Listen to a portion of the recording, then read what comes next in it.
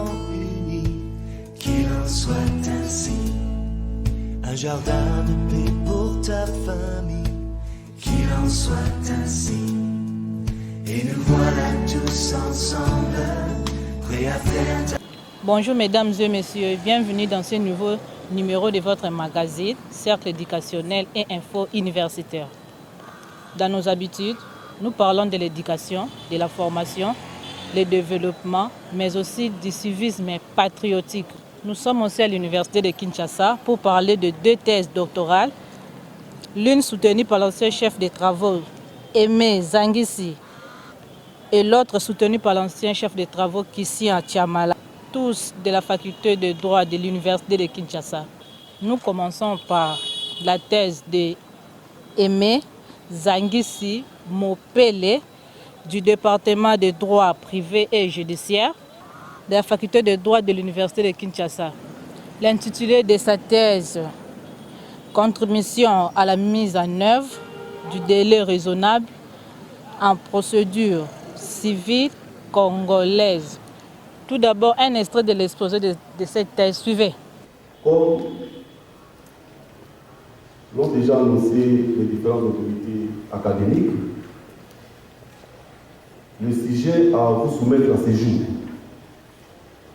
est intitulé « Contribution à la mise en œuvre du délai raisonnable en procédure civile congolaise ». Mon exposé comprend 9 points. L'état de la question, la problématique, les hypothèses, la méthodologie, la délimitation, les difficultés rencontrées, les subdivisions de l'étude, le constat de nos recherches et enfin les propositions concrètes. Premier point, l'état de la question. Les délais raisonnables dont question dans cette étude a fait l'objet d'une prégnante préoccupation au fil du temps par plusieurs études en droit comparé dans le sens de la quantification raisonnable du temps d'un procès. Il en est de même en droit interne, où quelques auteurs en ont souligné l'importance en relevant le non-respect des délais de procédure judiciaire et la coexistence entre le droit du procès et le droit des justiciables. De toutes ces études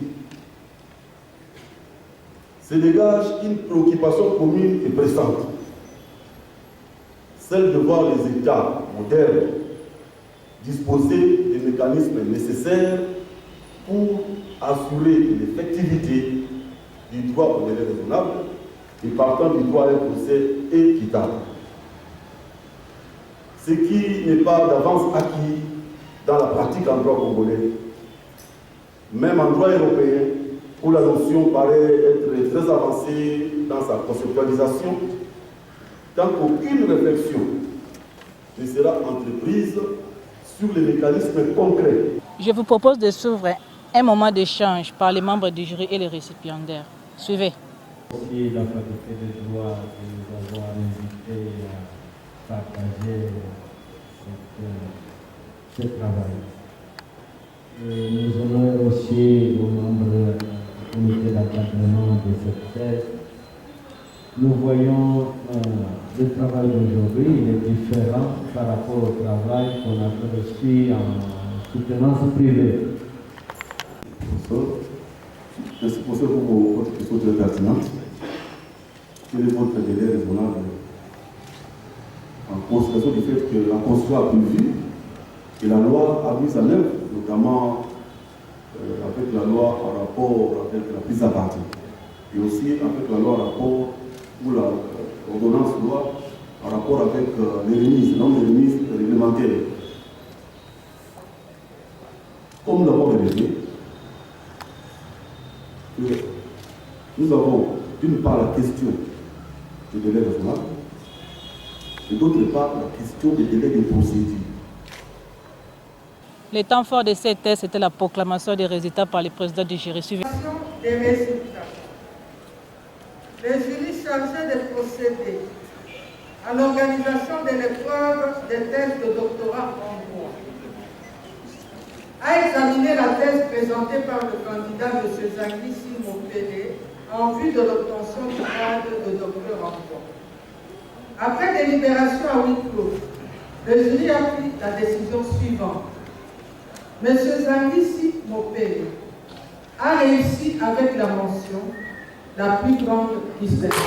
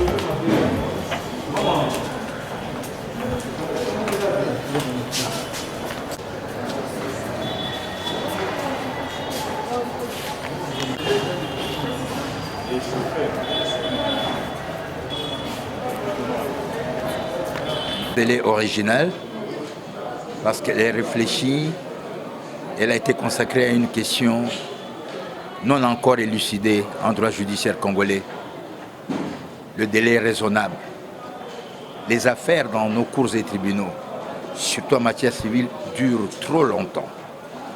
Et le temps de la justice fait partie des droits garantis par les citoyens. La Constitution appelle à tous les acteurs de justice, tous les magistrats essentiellement, les juges, à rendre les décisions judiciaires en tenant des procédures dans un délai raisonnable. Ce n'est pas normal que quelqu'un, un justiciable au Congo, puisse attendre lucide de son dossier 10 ans, 15 ans, voire plus. Beaucoup de gens sont morts en laissant leur procédure en cours devant les cours et tribunaux. Le temps de la justice. Telle a été la brillante thèse du chef des travaux Aimé Zangisi. Et le jury en sort satisfait. Moi, en tant que formateur, je ne peux que dire merci et bravo pour Zangisi et vive la science. Aujourd'hui, ce jeune chercheur nous rappelle la racine de l'école de droit judiciaire congolais. L'école d'Antoine Rubens, du doyen Rubens, l'école du doyen Bayona, Nicolas Abel, et pourquoi pas l'école du doyen Kalongo, qui sont les pères du droit judiciaire congolais. et qui ont beaucoup réfléchi sur la lenteur de la justice dans notre pays. Voilà. Un enfant arrive, ça signifie que pour nous, il est temps de partir, parce que nous avons formé. S'il était question de résoudre un problème qui persiste, quoique on a essayé de le combattre depuis longtemps, mais le problème persiste, celui de la lenteur judiciaire.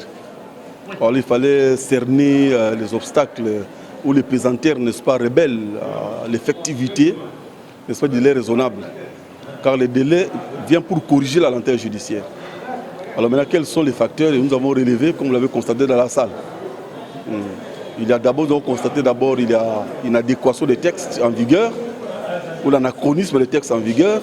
Nous avons constaté aussi la défectuosité, n'est-ce pas, dans l'administration des juridictions.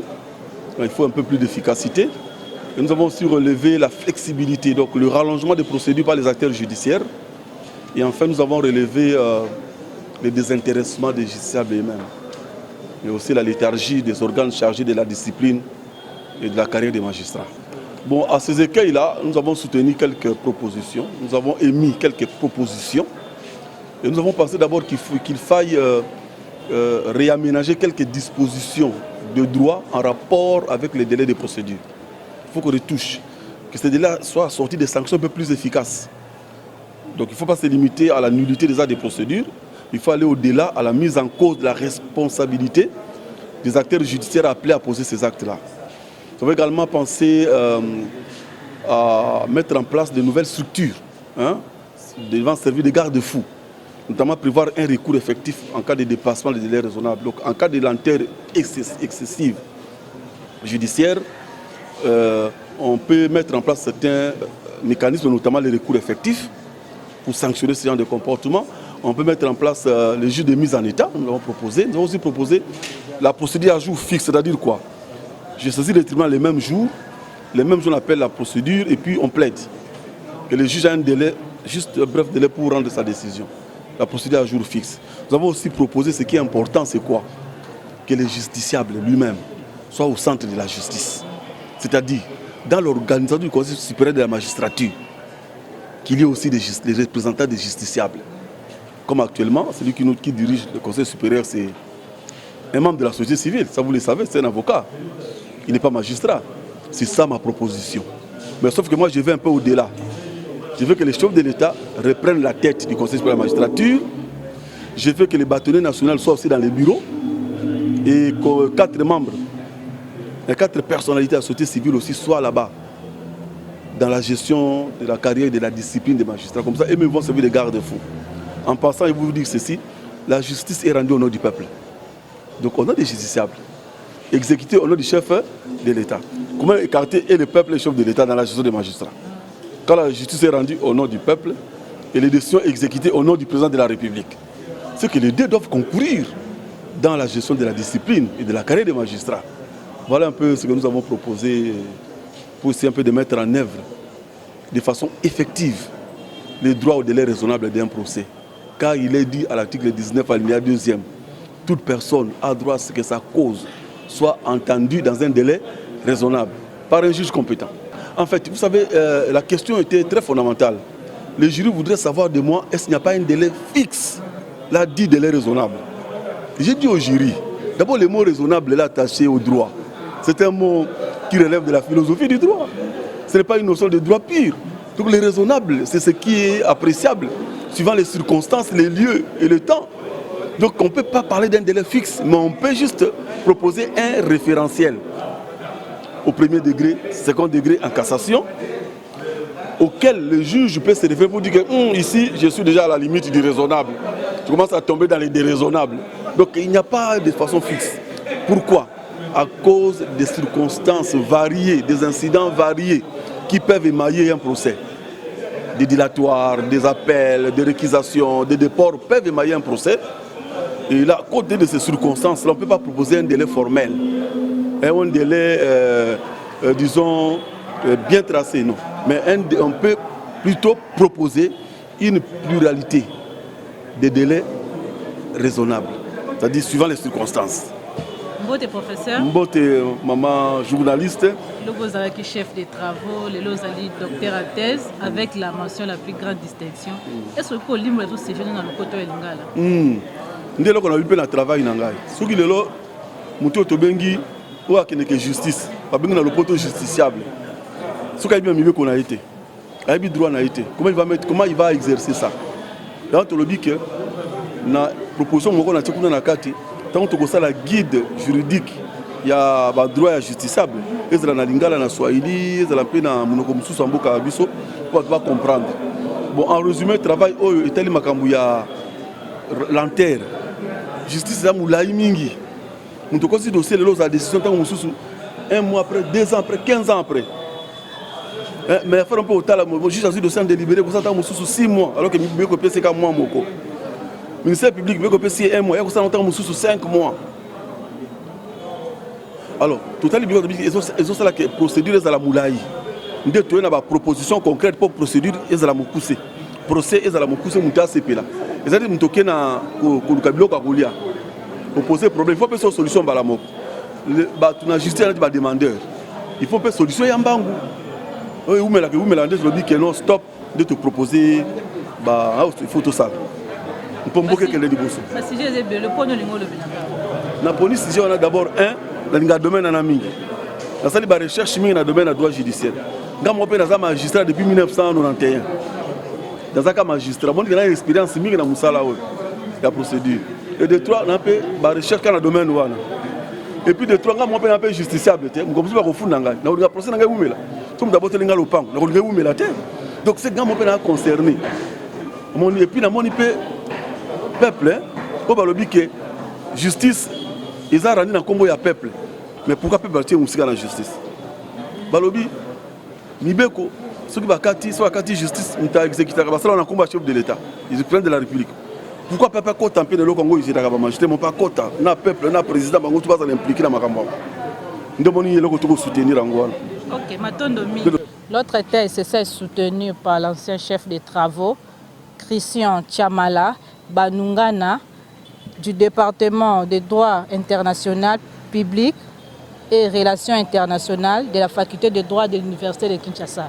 L'intitulé de sa thèse de l'exercice par la Cour pénale internationale de sa compétence répressive dans le contexte du développement de l'ordre environnemental international à l'ordre d'un nouveau paradigme écologique. Tout d'abord, un extrait de l'exposé de cette thèse suivait.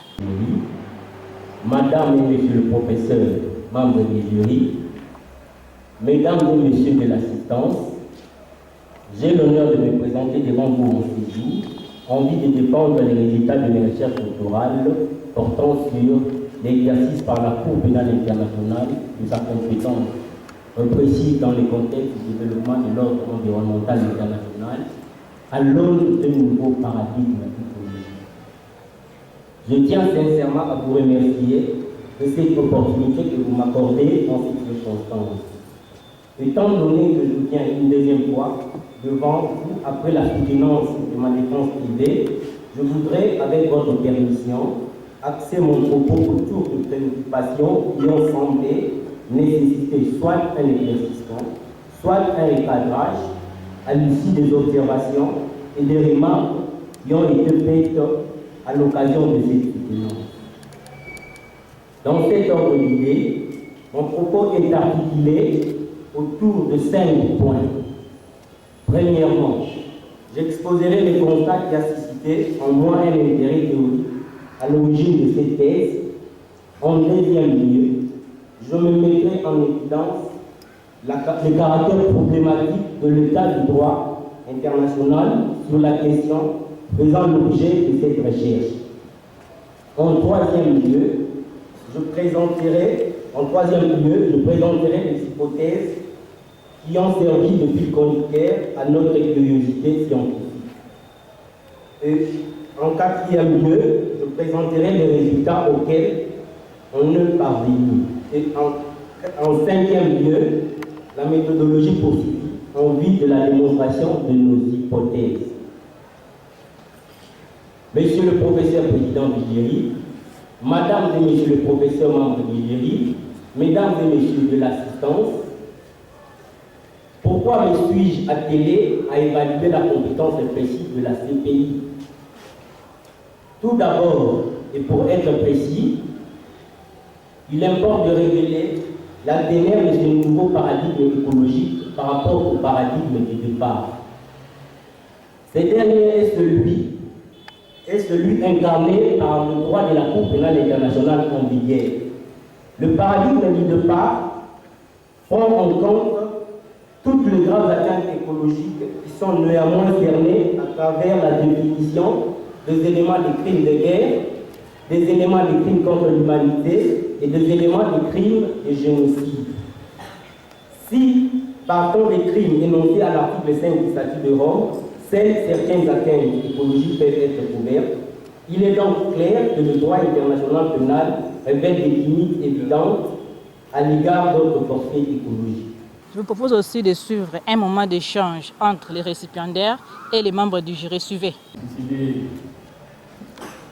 de l'exercice par la Cour pénale internationale et sa compétence répressive dans le contexte du développement de l'ordre environnemental international à l'aune d'un nouveau paradigme écologique.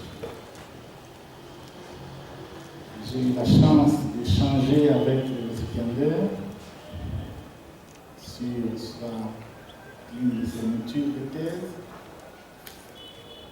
Et en les lisant, je voudrais commencer par la méthodologie, la partie méthodologique. Merci, Monsieur le Président, pour la parole. Par rapport à la démarche sociologique, la démarche méthodologique, nous avons procédé au regard interdisciplinaire, c'est-à-dire l'interdisciplinarité, mais en partant bien sûr de l'analyse du droit, bien sûr.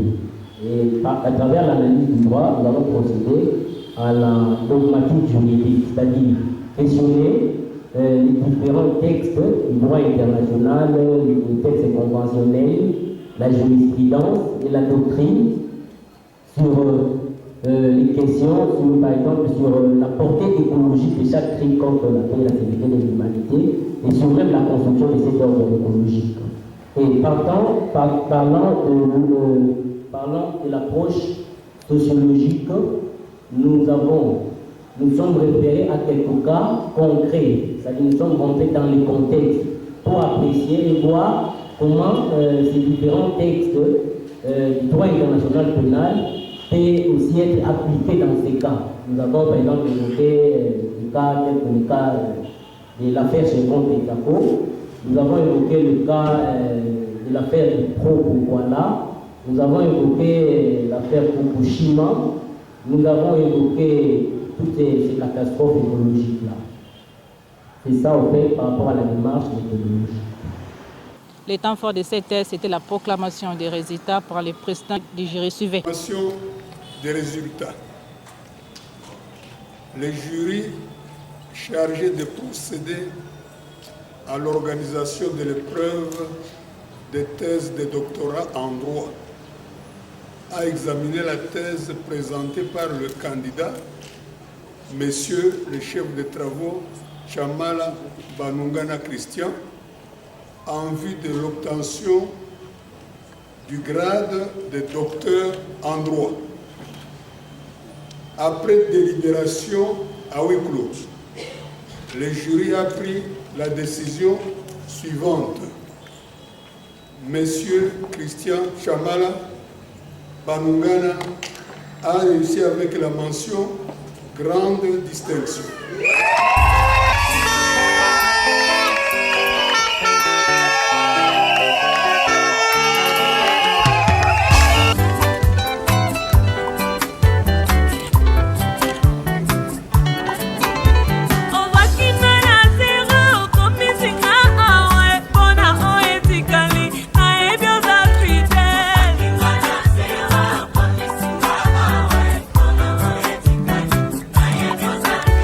Nakata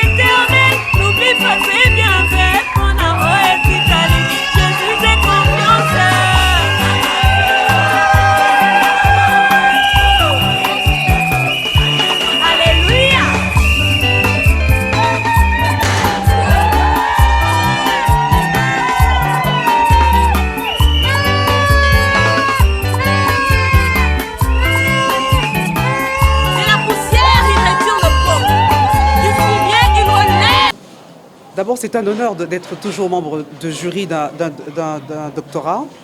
Et ce qu'on peut retenir, c'est que le titre évocateur et très actuel de M. Chamala, qui était le récipiendaire, est un titre actuel. Pourquoi? Parce que parler du droit de l'environnement Nglobo est dans l'air du temps. On a appris de nouveaux concepts. On a appris qu'au niveau de la CPI, ce n'est pas toujours facile d'intégrer un concept tel que l'écocide. Ça, c'est ce que sa thèse dit. Parce que, justement, les grandes puissances sont en même temps ceux qui polluent. Alors, puisque c'est eux qui sont les plus grands, la négociation est toujours très difficile. Mais la thèse chute en disant qu'il y a moyen de le faire si nous participons tous et surtout si nous avons tous conscience que le droit de l'environnement est un droit protecteur de l'humanité. Merci à vous. Il était question de réprimer les graves atteintes à l'environnement parce qu'il se pose d'ailleurs un problème. Ces atteintes ne sont pas prises en charge, soit au niveau des États, soit au niveau international. Alors, ceux qui sont pris en charge sont pris dans le contexte uniquement de la guerre. Alors, notre démarche, c'est de proposer que la Cour pénale prenne ça en charge à travers l'instauration d'une nouvelle incrimination pour poursuivre notamment des sociétés qui polluent l'environnement, notamment les éco-mafias, c'est-à-dire la criminalité transnationale organisée, abattage des éléphants, destruction, braconnage. C'était ça, en fait, en quelque sorte, le résumé de cette thèse.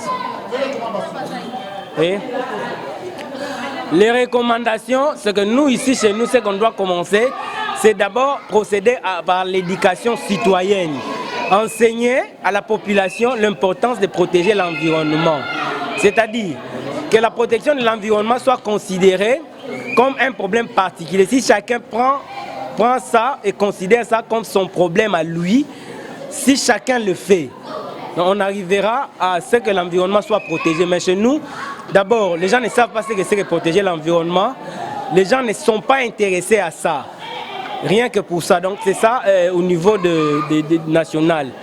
Au niveau international, les recommandations, parce qu'ils sont développés, ils sont très évolués en matière de protection de l'environnement, c'est maintenant de contrôler les comportements de toutes ces multinationales qui détruisent l'environnement à travers leur industrialisation.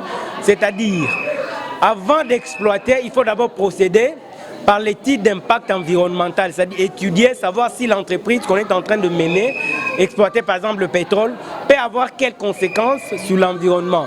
En ce moment-là, on saura déjà quelles mesures prendre pour que peut-être tel comportement ne déborde pas et préserver l'environnement. C'est ça, en substance, ce que je pouvais donner comme recommandation. Pardon?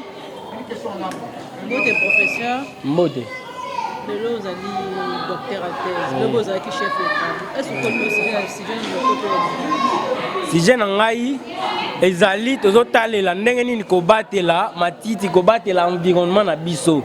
C'est-à-dire l'eau la matiti banzete, il faut kobatela yango kokataka banzete mingi te koboka ba ndeto mesana ba sachet ya mai, ba plastique ya mai, passion to koboka te. Alors il faut déjà mutu nyonso parce que kolo bake mboka bachaka ba poubelle te. Mais mutu aza conscient na sala ka ndenge nini. Soki na utiliser ni nyamai nako sala en sorte que na boaka ngo attention ba poubelle ezate na bomba on na sac na ngai tita on akoma na ndaku na boaki yango ezali les sommes qui to kopesa yango par l'état ezali que il faut d'abord azana mibeko ezali mais il faut d'abord police alandela mibeko wana ndenge ni bazotosa yango il faut l'état atela batu ba poubelle hein pour tout ce qui azolia ameli mai ameli sachet aboaki yango na poubelle wana mais le poubelle les attendre citoyens nyonso mutu nyonso azomona ki akobwaka esika nyonso ne pas le bonheur sous que zani lilobana suka c'est que tozana mibeko ya bien eza ebele mais to lemba mibeko eza que mibeko wana nde il faut esalema le président azomona ça biso passe na matoyi état de droit c'est-à-dire mboka mibeko ezali po mibeko wana ezala état de droit il faut basalela ngo mutu ayibi bakangie mutu abebisi environnement a refuta au monde nyonso wana mibeko il faut balandango et puis tozana likambu mususu ezali ya ko respecter même ba to benga ba air protégé ba parc. Tozo mona pratique comme lelo nde bazo ko bebisaka batu bazo bomaka bato bazo ko batela ba parc eza problème. Problème sou ezali lelo ya ko viabiliser tourisme. Donc to moni na mokonzi ya sika elo wasali na kingakati donc to moni ke mboka akoki kotonga jardin zoologique ya sika akotonga jardin botanique ya sika eza mbongo te ezangi mais eza volonté ya osala makambo wana. Matondo mingi. Merci. C'est par ici que nous mettons un point final de notre émission de ce jour. Augustin Malumba était derrière la caméra. Jetron Manzanza a assuré la réalisation sous la coordination d'Emmanuel Tango. Quant à moi, je vous dis au revoir et à notre prochain numéro.